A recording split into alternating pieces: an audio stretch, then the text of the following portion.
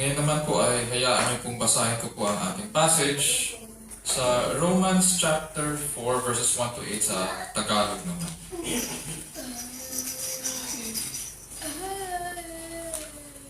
Romans 4, 1 to 8. Sige po. Ganito po ang sinasabi. Romans 4, 1 to 8.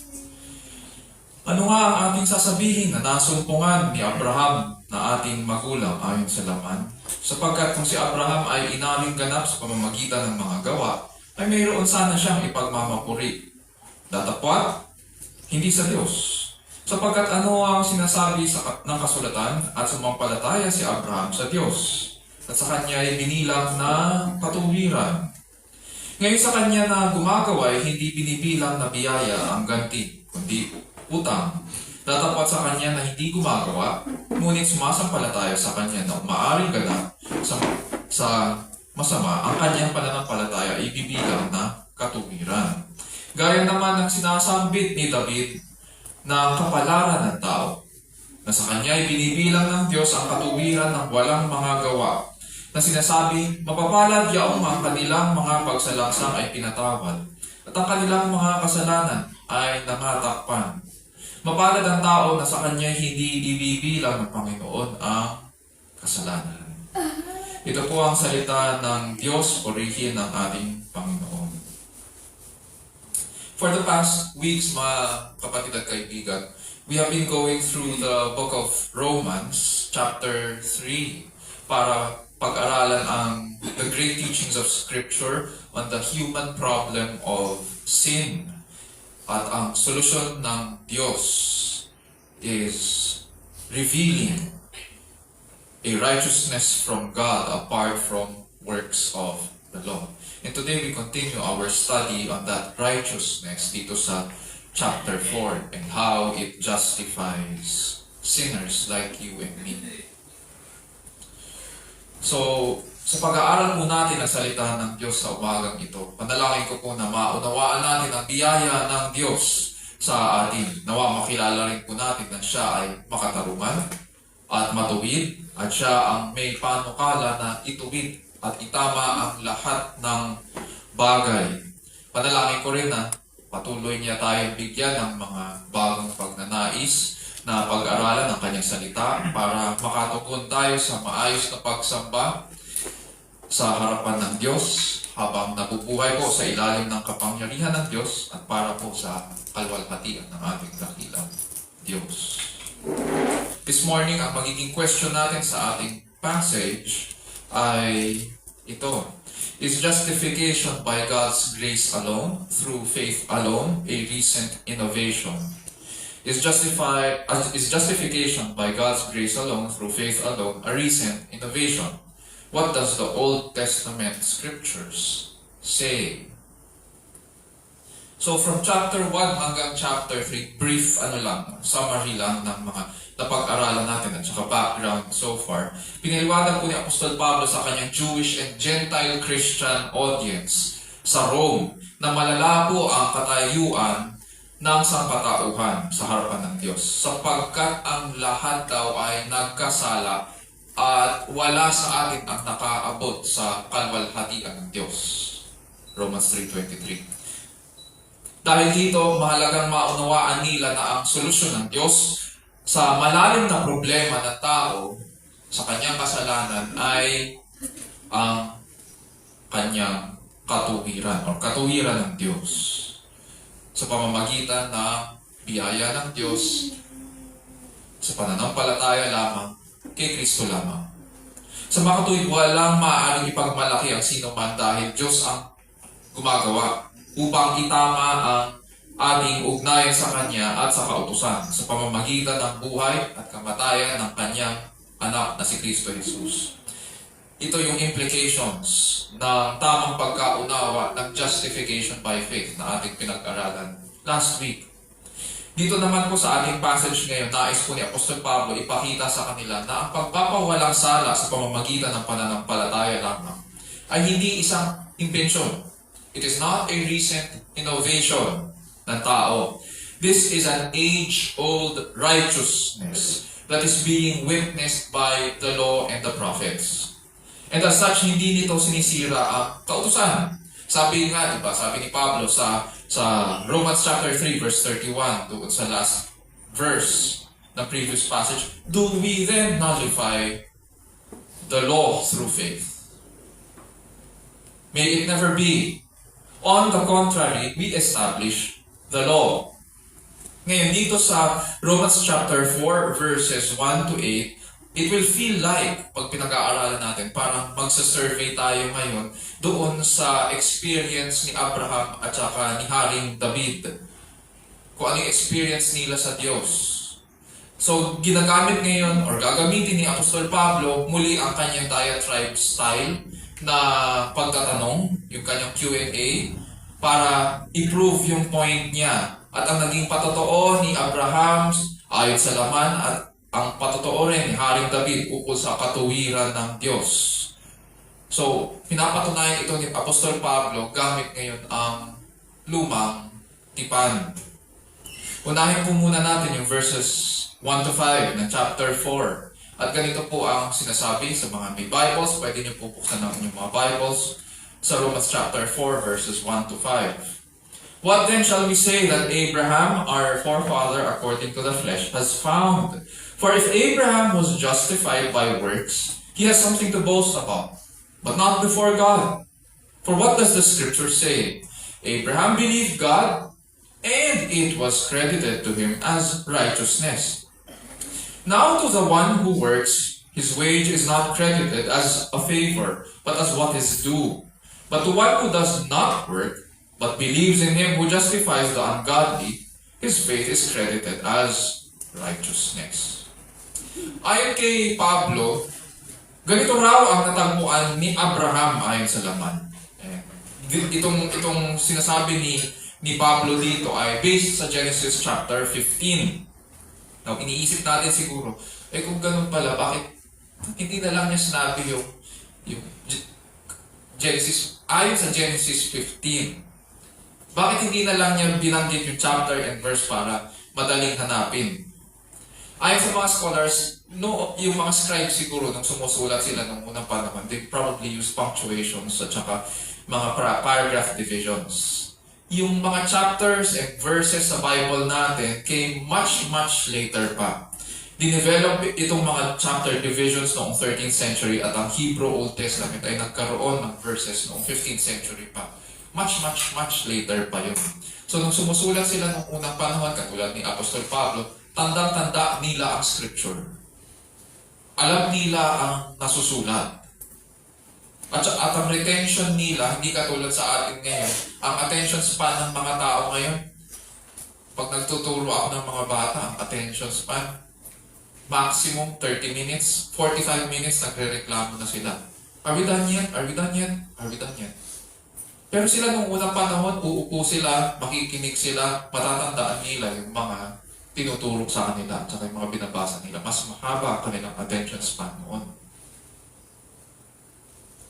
So sa Genesis 15, itong reference ni Apostol Pablo dito sa Romans chapter 4. Kakatapos lang ni Abraham makipaglaban sa mga hari ng Caldea or Mesopotamia. Actually, nadaanan na ito. Napag-aralan natin ito. Yung nahuli si Lot, sinalakay ng mga kings of Mesopotamia etong Kanaan. At naipit doon si Lot, yung pamangkin ni Abraham or yung anak-anakan niya. Bagamat pinanalo ng Diyos si Abraham nung sumalakay itong mga kings of the east versus yung vassal kings of Canaan, nag-alala ngayon si Abraham, although nanalo siya dahil sa Panginoon, nag-alala siya na kung may mangyari man sa kanya, sabihin natin, baka respakan siya ng mga kings of Mesopotamia or posibleng salakayin siya ng mga Kananita kasi he lives outside of Canaan sa isang tolda lang. Kasama yung kanyang mga tauhan. In case may mangyari sa kanya, wala pa siyang anak. Binigyan lang siya ng pangako ng Diyos. God has given him the promise, but Abraham has yet to see its fulfillment. At ilang taon na siya dito. Ngayon, dumating ang salita ng Panginoon sa isang pangitain kay Abraham. Pero kailangan niya masigurado, natuto pa rin ito ng Diyos. Gusto ni Abraham na magbigay ng guarantee ang Diyos. Kaya na nga si Abraham ngayon itanong sa Diyos, O Lord God, what will you give me since I am childless? Yun yung foremost sa kanyang isipan at natatakot siya kasi hindi maipagpapatuloy yung kanyang bloodline. Hindi maipagpapatuloy yung kanyang sambahayan. Hindi magiging stable yun. Para sa kanila, nung unang panahon, mahalaga yun. And I think sa panahon natin, mahalaga din ngayon. Especially sa mga ama na gusto nila maipagpatuloy ang kanilang mga pangalan. Ang mungkahi ni Abraham sa Panginoon, Since I am childless, and the heir of my house is Eliezer of Damascus. Si Eliezer po ay alipin ni Abraham. So ngayon, si Eliezer ay alipin, pinanganak siya doon sa tolda ni Abraham. At ngayon, lumaki na si Eliezer. Ang iniisip ni Abraham, baka pwedeng si Eliezer na lang i-consider na tagapagmana. Kasi wala pa siyang anak eh. So ngayon, sa kabuuan, ganito ngayon ang tumatakbo sa isipan ni Abraham. At ganito yung kanyang nararamdaman din. Ganito yung damdamin niya. Nawala na nga si Lot. Kasi nga nag-away yung mga tauhan ni Abraham at saka ni Lot at naghiwalay sila. Naipit pa si Lot doon sa gera ng mga hari. At napunta si Lot doon sa Sodom at Gomorrah. So nawala na si Lot. Wala pang anak si Abraham. Wala pa akong anak. Tapos ngayon, at risk ang buhay ko dahil kilala ako ng mga hari ng Kaldea. Pwede akong resbakan. Hindi lang yun. Pwede pa akong salakayin ng mga Kananita dahil napakayaman na ni Abraham at napakalaki na. Baka lang. Baka pwede mong i-consider si Eliezer. Dito siya pinanganak sa aking tolda. Dito na rin siya lumaki. Sumagot ang Panginoon kay Abraham, hindi si Eliezer ang tinalagang tagapagmana. Kundi sabi ng Panginoon, magmumula ito sa iyong katawan. Sarili mong laman at dugo ang magiging tagapagmana. Tapos sabi ng Panginoon, masdan mo ang mga bituin. Mabibilang mo ba yan? Ganyan karami ang magiging anak mo at apo. Scriptures tell us in Genesis 15:15 that Abraham believed in the Lord and He reckoned it to him as righteousness. Yun yung reference dito ni Apostle Pablo sa Romans 4. Yung Genesis 15:5. Abraham believed in the Lord and He reckoned it to him as righteousness. Nanalig siya sa Panginoon at ito'y binilang na katuwiran sa Kanya. Kailangan po nating maintindihan, hindi sinabi dito ng Diyos, hindi rin sinabi ni Apostol Pablo na ang pananalig ni Abraham ang katuwiran. Hindi. Para siya ibilang na matuwid. Hindi rin sinabi na ang pananampalataya niya ang nagkakamit ng katuwiran. Na as if may ambag po tayo sa ating kaligtasan. Umasa si Abraham sa pangako ng Diyos at siya ay binilang na matuwid sa pamamagitan ng pananampalataya. In other words, faith is not a work that we do. Sa Bible, ang faith in God, faith in the Lord Jesus Christ, is not work. Hindi tayo nakikipag-cooperate sa Diyos. Hindi niya kailangan ang ating tulong para sa ating kaligtasan. Rather, God reckoned it to Him as righteousness. Ang term na ginamit ay reckon. Or sa ibang mga versions, God counted or accounted. Yung term na yun ay accounting term at ibig sabihin binibilang siya. Sa makatuwid ngayon, hanggang huli makikita natin Diyos ang may akda at gawa sa ating kaligtasan. Hindi tayo. Pagkatapos banggitin ni Pablo ang Genesis 15:5 and 6, piniliwanag niya ang pagkakaiba ngayon ng pananampalataya sa paggawa. Sa verses 4 and 5. Tingnan natin ang ating mga Bible sa Romans 4. Sabi niya, now to the one who works. O pinag-uusapan natin ngayon ang definition ng work. Kasi malamang yan yung nasa isipan ng kanyang mga kausap. O kung hindi naman pala work ang pananampalataya, ay ano ba ang work? O Pinapaliwanag niya ni Pablo ang definition of work. To the one who works, his wage is not credited as a favor, but as what is due. But to the one who does not work, but believes in him who justifies the ungodly, his faith is credited as righteousness. Ganito daw, sa paggawa, binabayaran ka sa iyong upa. Di ba? Tama naman. Mag-a-apply tayo sa kumpanya o magtatrabaho tayo, kailangan may bayad, may sahod yun. Give and take yun. Magbibigay ako ng serbisyo, deserve ko yan. Kasi nagbigay ako ng serbisyo sa iyo, nagtrabaho ako, pinagpaguran ko yan. So deserve natin ang sahod sa pinaghirapan natin. Sa justification by faith o pagpapawalang sala, hindi required ang gawa. Hindi kailangan ng Diyos ang ating works. Kung saan binibigay ng Diyos ito ng walang kapalit, nagkukusa siya. Initiative niya yun. Bukod sa initiative, ang another term for that is biyaya niya yun. Kagandahang loob sa atin. At ang nararapat na tugon ay pagtanggap ng may pasasalamat at pagpapakababa. Siguro naiisip natin, bakit kailangan pang magpakababa?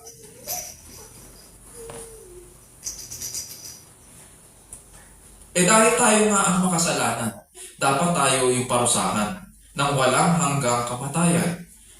Wala tayong kapag-asa sa ating mga gawa. Hindi natin deserve ang kagandahang loob ng Diyos. And yet, pinagkakaloob niya ito sa atin ng walang kapalit. Walang hard work or effort on our part. Binibigay niya ito bilang kaloob or bilang gift. It is a free gift. So, binilang ba matuwid si Abraham dahil sa kanyang paggawa? Hindi. Even though matanda na siya at ang kanyang asawa na si Sarai at nangangamba si Abraham sa kanyang buhay, may pag-asa pa ba siya ipagpapatuloy niya ang kanyang bloodline? Wala rin siyang pag-asa. In case may mangyari sa kanya, kung aasa siya sa sarili niyang mga kamay, wala. But we are told, umasa siya sa pangako at biyaya ng Panginoon. Ngayon, dahil umasa siya sa pangako ng Panginoon, meron ba siyang may pagmamalaki? As if may ambag siya? Wala rin. Diyos ang nagpapahayag, Diyos ang nagbibigay, Diyos ang gumaganap lahat. Sa makatuwid, sapat na ang manalig sa Diyos na nagpapawalang sala sa mga makasalanan. Sabi ng Scriptures, at sumampalataya si Abraham sa Diyos at sa kanya'y ipinilang na katuwiran. So, balik tayo doon sa tanong natin. Is justification by God's grace alone through faith alone a recent innovation? What does the Old Testament Scripture say? Verses 1 to 5. Abraham believed God and it was accounted to him as righteousness. Abraham believed God and it was accounted to him as righteousness. Para maibilang tayong matuwid sa harapan ng Diyos, ang kailangan ay hindi gawa. Ang tugon natin, ang nararapat na tugon sa Diyos, ang hinihiling sa isang makasalanan ay tumugon na may pananampalataya sa Diyos na nagpapawalang sala. And so sa lahat ng ito, hindi tayo maaaring magyabang. Ito ang natagpuan. Ito yung sagot doon sa tanong kanina. Ano yung natagpuan ni Amang Abraham? Ito yung kanyang natagpuan. Ngayon, malamang may magsasabi sa inyo, Pastor, kung sinasabi ni Pablo dito na sapat na ang pananampalataya para hindi lang tayong matuwid, baka may nabasa tayo sa ibang books of Scripture sa New Testament. Para saan ang sinulat ni Pastor James o ni Santiago na faith without works is dead? Bakit ganon? Sinasabi dito ni Pablo, sapat na ang pananampalataya. At ibinilang yun kay Abraham na katuwiran. Tapos dito, mababasa natin kay Santiago na kapatid ng ating Panginoong Jesus, faith without works is dead. Ano ba? Bakit dito parang may kailangang works? Bakit dito kay Pablo walang works? Parehong faith ang pinag-uusapan. So paano na? Very good question. May maririnig po tayo talaga dyan na ang pinaghahalo ang dalawang ito. At minsan pinagsasabong pa nga ang mga verses. Mali po yun. A good student of Scripture understands na iisa ang kalooban ng Diyos. Both Old and New Testaments. Hindi nagbabago ng kalooban ng Diyos.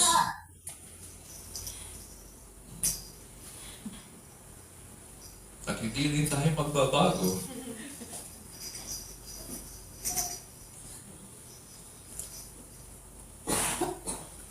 Hindi pwedeng pinagbabangga natin ang Scripture. We need to approach Scripture with humility.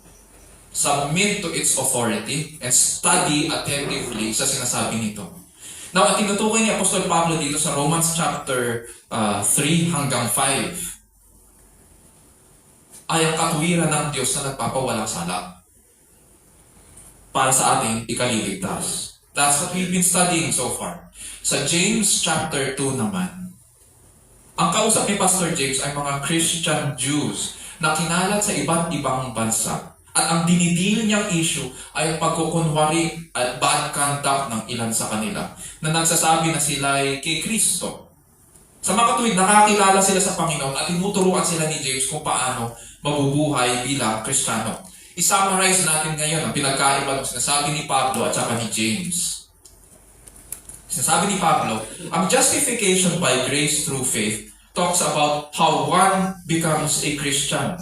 Not by our works, but by God's work of justification. Therefore, ang pinag-uusapan dito ay pagpapawalang sala at the point of conversion.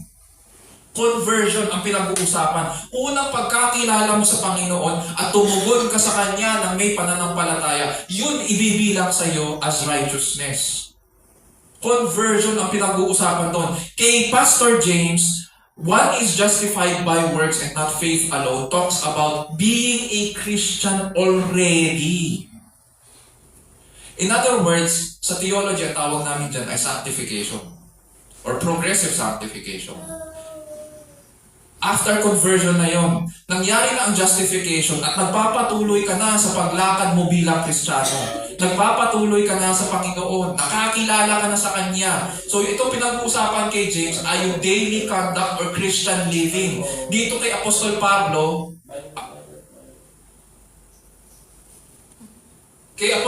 ang pinag-uusapan ay justification by faith. Conversion. Nakakilala ka pa lang at kailangan mong tumugon ng may pananampalataya.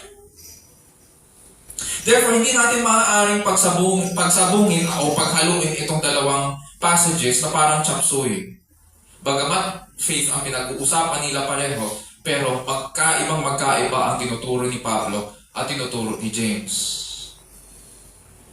Punta tayo ngayon sa susunod na verses.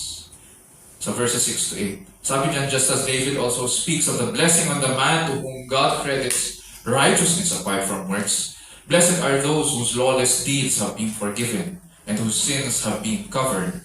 Blessed is the man whose sin the Lord will not take into account. Before we go to David, si David ang tinutukoy dito, no? Isa pang observation doon kay Paul at saka kay James. Sa justification, hindi kailangan ng works for salvation. Pero ang works natin ay fruit ng ating justification. Bunga siya. So kung tunay kang may pananampalataya, kung tunay kang pinawalang sala kay Kristo, dapat lang na nakikita sa buhay natin si Kristo.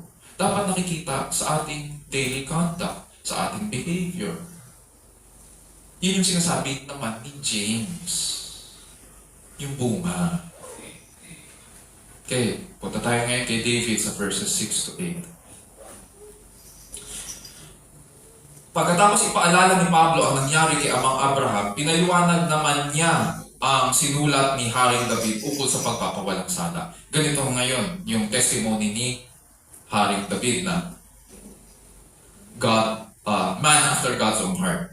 Sabi ni Pablo, just as David also speaks of the blessing on the man to whom God credits righteousness apart from works, blessed are those, sa mga Bibles natin, naka-open and open-close, ang tawag doon? Yung quotes, naka-quotes yan, tapos naka-bold pa sa iba. Blessed are those whose lawless deeds have been forgiven and whose sins have been covered. Blessed is the man whose sin the Lord will not take into account. So sabi ni Pablo sa verse 6, just as David also speaks of the blessing on the man to whom God credits righteousness apart from works. See? Hindi lamang si Abraham, hindi lamang kwento ng buhay ni Abraham. Maging si Haring David, nagsulat rin. May naging spokesperson siya ng righteousness apart from works. So dito, ang tinutukoy ni Haring David ay yung Psalm 32 verses 1 and 2. Buksan lang natin ang ating mga Bibles sa Psalm 32, 1 and 2. At para makita natin itong sinulat ni Haring David at malamang ginagamit din natin yun dito sa ating pag-call to worship. Sabi dyan, kung nabuksan na natin ang ating mga Bibles, sabi dyan, how blessed is he whose transgression is forgiven, whose sin is covered. How blessed is the man to whom the Lord does not impute iniquity. Notice yung iba't ibang terms na ginamit ni Haring David sa kasalanan. Nandyan ang transgression, nandyan ang sin, nandyan ang iniquity. And in whose spirit there is no deceit. Ayon po sa mga scholar, ang awit 32 ay penitential psalm o awit ng pagsisisi. Pinapahayag dito ni Haring David ang pagsisisi sa ginawa niyang pagkakasala. Paano pa siya nagkasala? Even though he was a man after God's own heart, mababasa natin sa scriptures na isang gabi nakita niya ang asawa ni Uriah mula sa kanyang palasyo na naliligo. Itong asawa ni Uriah ay si Bathsheba. At nakita niya na napakagandang babae na naliligo. At ang nangyari ay, noong time na yon, wala ang asawa ni Bathsheba na si Uriah. Sapagkat si Uriah po ay isang sundalo at nasa digmaan siya. That was the time when kings went to war. And wala siya noon. Imbis na magpigil etong si Haring David, sinamantala niya ang kanyang kapangyarihan.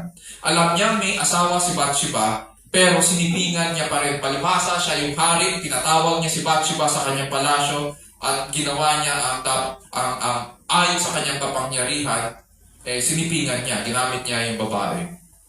We are told also by scripture na nabuntis po si Bathsheba. Para hindi mahalata si Haring David, gumawa siya ng sarili niyang plano.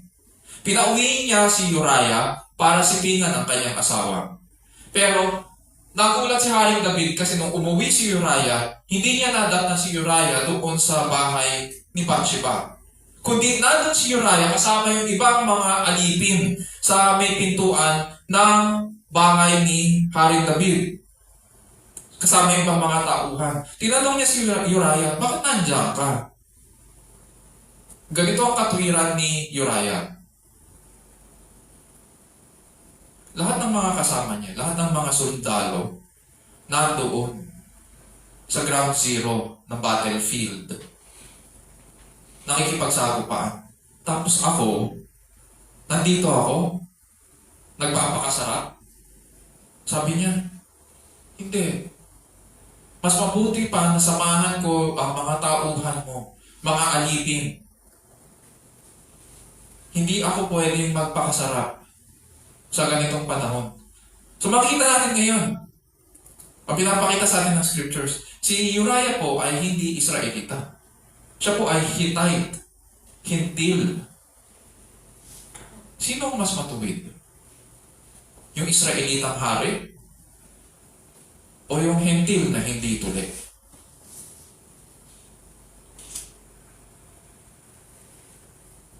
Anong ginawa sa kanya ni Haring David? Tapat ang puso ni Uriah. Anong ginawa sa kanya ng hari? Anong sinukli sa kanyang katapatan? Ganito po ang inutos ni Haring David doon sa general na humahawak ng mga sundalo doon. Iligay mo si Uriah sa pinakaunuhan ng mahigpit na pagbabaka. Pagkatapos, umurong ka at bayaan mo siyang mapatay. Ano nangyari kay Uriah? Namatay. Hindi dahil sa pakikibaka. Namatay si Uriah dahil inutos ni David na umurong ang mga hukbo. Pagkatapos magluksa ni Bathsheba, ang ginawa ni Haring David, kinuha niya si Bathsheba na maging kanyang asawa. At tinago ni Haring David ang kasalanan ito hanggang sa kinompronta siya ni Prophet Nathan sa kanyang kasalanan at sinabihan siya na may consequences ang kasalanan mo sa iyong pakikiapid at pagtatay. Sabi ng Diyos, ginawa mo itong ng lihim, hayag kitang parurusahan at makikita ng buong Israel ang iyong kasalanan. Ayon sa mga scholar, ang awitin ni Haring David ay sinulat raw niya ito pagkatapos niya tanggapin ang hatol ng Diyos sa kanya at pagkatapos niya pagsisihan ang kanyang kasalanan. Mapapansin natin na may 3 categories ngayon na ginamit ulit ang si Haring David na kasalanan dito. Yung transgression, sin, and iniquity. Ano ba itong mga ito? Ang transgression ay, ito yung sa original language, ang pakahulugan po nito ay mayroong boundary. May boundary, may limit. Tapos, ang nangyari, alam mong pinagbabawal na tumawid ka pa rin. Yun ang transgression. May boundary, hindi ka pwede tumawid ka pa rin.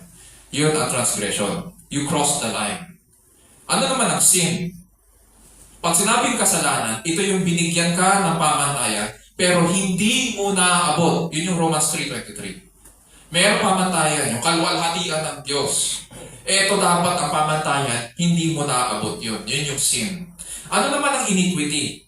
Sa Tagalog, minsan ang pagkakasalin ay kasamaan o karumihan.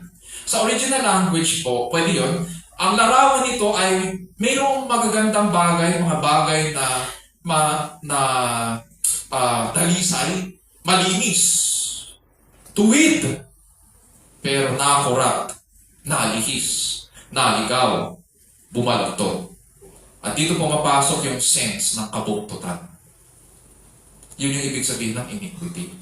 Malinis siya, dalisay, na nadumihan, bumalagtot. Ang punto ni Apostol Pablo dito sa paggamit ng Psalm 32 ay ito. Tulad ni Abraham, maging si Haring David ay pinakatanyag na hari ng Israel, ay walang maipakitang gawa para patunayan ang kanyang katuwiran. Even though tinawag siya as the man after God's own heart, wala siyang sariling katuwiran sa harapan ng Diyos. Umasa rin siya sa katuwiran ng Diyos sa pagpapawalang sala.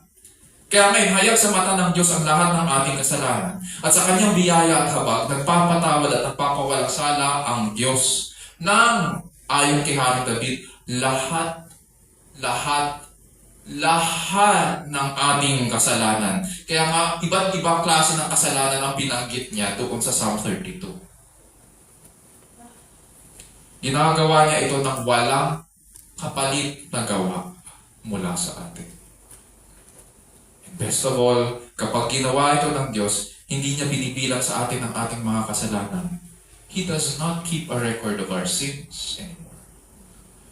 And so mga kapatid at kaibigan, this is all because mayroong nagbayad para sa atin. Mayroong tumubos. Hindi, nagpapatawad ang Diyos, hindi dahil, sige, okay na. Lumapit ka sa akin, okay na. Hindi. Mayroon kasing nagbayad. Ganun ang katuwiran. This is all because mayroong nagbayad para sa atin. Balikan natin ang Romans chapter 3, verses 23 to 24. For all have sinned and fall short of the glory of God. Yun yung pamantayan. Hindi natin naabot. Verse 24. Being justified as a gift by His grace through the redemption which is in Christ Jesus. May sinabi ba dyan na, sige, may gawa si Kristo, kailangan rin ang iyong gawa paghalo-haloin natin, pagsamahin natin. Hindi! Ang sinabi dyan, sa pamamagitan ng katubusan sa kay Kristo. Yun! Yun na yun! Mga kapatid, grace has value. Yes, God's grace for our salvation, when He gives it to us, is free. Yes, it is free. But it does not mean na porket free niya binibigay sa atin, ay walang value yun. Walang cost on His part. May binayad ang Diyos para makamtan ang mga blessings na yun. At ang value nun ay buhay ng kanyang bugtong na anak. bagamat wala siyang kasalanan, buhay ang binayad doon para hindi na maibilang sa atin ang ating mga kasalanan. Sa Kanya nilagay ang ating mga kasalanan at yung Kanyang katuwiran ay ibinilang naman sa atin. Ganun kaganda ang justification. Whenever now God looks at His people, He does not see sinners anymore. Pagkatapos ng justification, what He sees is His Son, Jesus Christ. And His righteousness upon us. Sa araw ng kahatulan po, bigla kong natandaan yung mga tracts noong unang panahon. Ewan ko kung may kopya pa kayo nun. Pag binuksan niyo po yung tracts, yung kwento, may isang mama na namatay, napunta sa langit. Tapos eto ngayon yung Diyos, naglabas ng tilon na pagkalaki-laki. Tapos doon sa tilon na yon, pinakita ng Diyos ang buong buhay ng taong yon, pati ang kanyang mga kasalanan. Hindi ganun ang Diyos. Hindi siya ganun. Hindi siya huhugot ng listahan ng mga kasalanan. Kapag dahil tayo ay pinawalang sala kay Kristo, sapat na yun. Hindi siya maglalabas ng listahan sa araw ng paghuhukom. Tapos iisa-isahin pa ang ating mga kasalanan. Hindi na. Hindi na tayo kakatulan dahil sa ating mga kasalanan. Hindi siya maglalabas ng tilon para ipakita ang lahat ng ating mga kasalanan. Bagkus ipapakita niya sa buong mundo ngayon kung sino ang kanyang mga tinubos. Yun yung ipipresenta niya. Yun yung presentation niya. Kung sino ang mga napawalang sala kay Kristo ayon sa kanyang biyaya. At papakita niya sa buong mundo na ako ay Diyos na matuwid, Diyos na mapagmahal. Ito ang aking mga minamahal. Ayaw niyong maniwala sa akin. At napakabuti ng Diyos. So now, is justification by God's grace alone, through faith alone, a recent innovation? What does the Old Testament scripture say? Ang katuruan po ng justification by faith o pagpapawalang sala sa pamamagitan ng pananampalataya ay hindi bagong doktrina sa New Testament. Or it is not a recent innovation by Apostle Paul. Sabi nga ng isang theologian, it has always been the teaching of Scripture from the beginning. Hindi ito bagong innovation at mas lalong hindi ito bagong katuruan na para bang nagbago ang isip ng Diyos pagdating ng New Testament.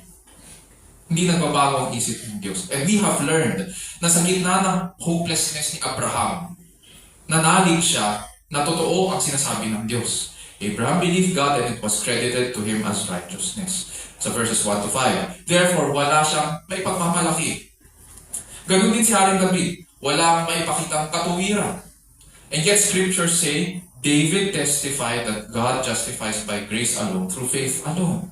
Sa verses 6 to 8, yun yung second point. David testified that God justifies by grace alone, through faith alone. At nanalig din siya na ang Diyos ay nagpapatawad ng mga kasalanan at nagpapawalang sala. Mapalad ang tawag sa tao pinatawad at pinawalang sala. Dahil may natanggap siyang magandang bagay mula sa Panginoong Diyos. At hindi niya maaaring itago ang kanyang kasiyahan sapagkat alam niya na natanggap niya ang bagay na ito nang walang bayad. Wala tayong mabubuting gawa na maipapakita. Wala rin hiniling na katuwiran o gawa mula sa atin ng Diyos. Pinatawad tayo sa ating mga kasalanan, pinawalang sala on the basis of His grace toward us. At hindi na tayo paparatangan pa. Hindi siya maglalabas ng tilon, hindi siya maglalabas ng listahan ng mga kasalanan o ng ating mga pagkakautang. Justification has always been by God's grace alone, through faith alone, in Christ alone. Purihin natin siya at umapit tayo ng may umaapaw na pasasalamat at pagmamahal sa ating matuwid at dakilang Panginoon. Tayo na.